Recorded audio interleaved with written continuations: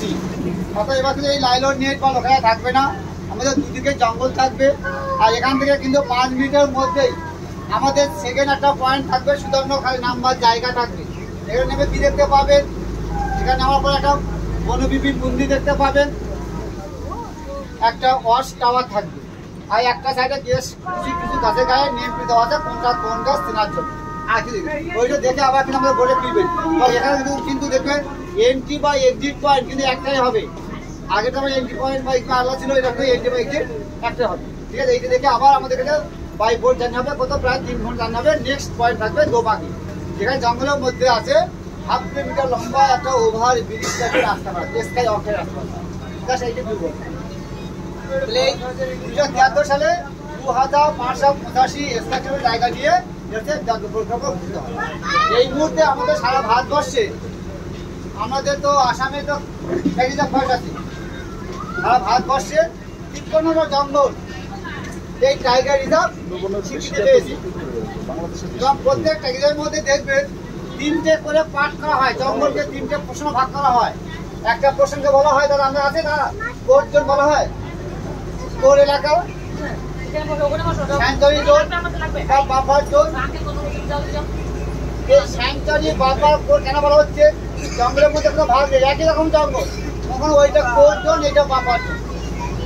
এগুলো কেন করা হয়েছে দাদা, পুরো বাস্তুতন্ত্রটাকে ফুল সার্কেলটাকে সঠিক রাখার জন্য।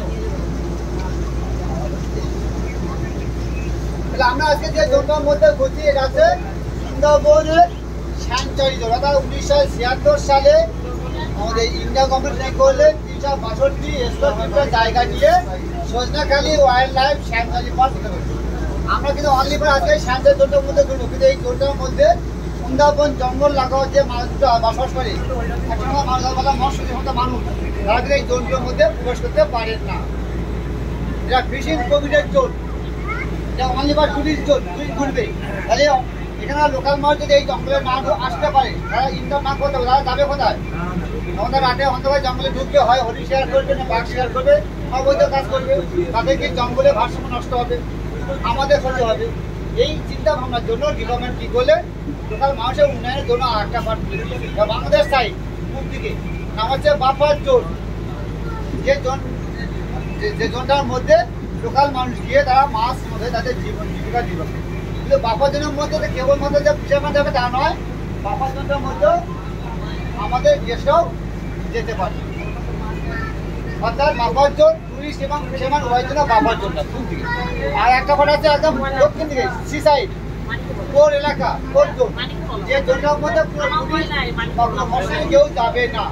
কারণ 1984 ওই কোর জোনটাকে ন্যাশনাল পার্ক হিসাবে এটাকে স্বীকৃত হয়েছে। আবার 1989 ওই কোর জোনটাকে বায়োস্ফিয়ার স্বীকৃত হয়েছে।